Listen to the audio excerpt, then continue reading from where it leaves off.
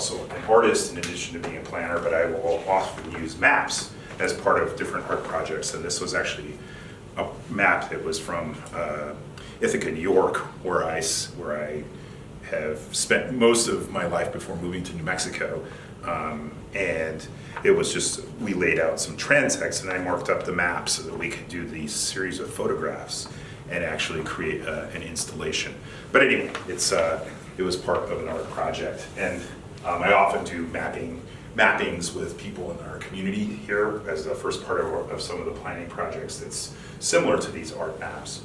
So now we're going to segue quickly over to what do we need to have in a map to actually have it work for, and because maps are stories, they have to, you're trying to share a location, you're trying to help other people understand something about the place that you want to go to, the place that you are living in. And so there's certain things that all maps kind of have that help people understand what you're trying to say, which has a north arrow, a south arrow, a west arrow, and an east arrow. What's that called, Savannah? A compass rose. A compass rose, right. So this tells us which way is north, right, and which way is south and east and west, or a combination. These are all different symbols that relate to different things on the map, so we call that a legend.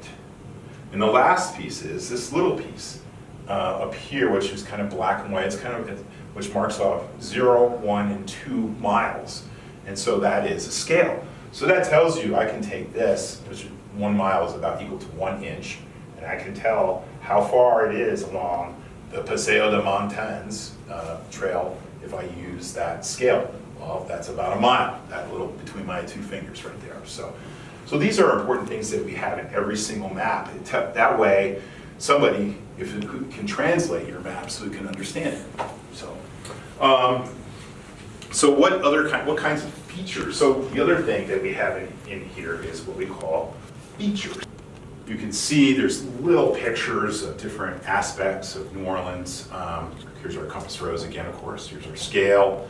But there's lots of text talking about, historic houses, famous places, places that are, of cultural value, places that are that you might want to visit. So this is really geared towards visitors. Again, what is the story? This is about what should you see when you're in New Orleans, or what might be of interest to you. So, and here's the Mississippi River, of course, that goes right by it. I think this is where the Superdome is. This is a very artistically drawn. And down here we have another map that has different features on it.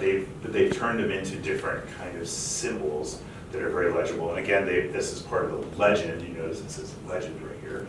And it's an island off of Florida called Sanibel Island. There's a big wildlife refuge there. But anyway, we'll talk a little bit more about that. Savannah will talk more about that when we're making a legend.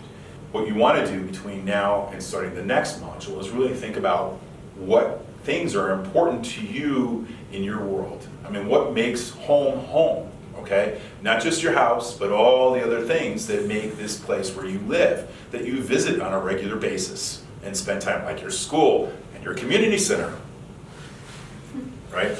And whatever else there is that it makes up your world. And we have a series of prompts for that, but you should start thinking about that between modules. So with that, thank you, and we will see you in the next module.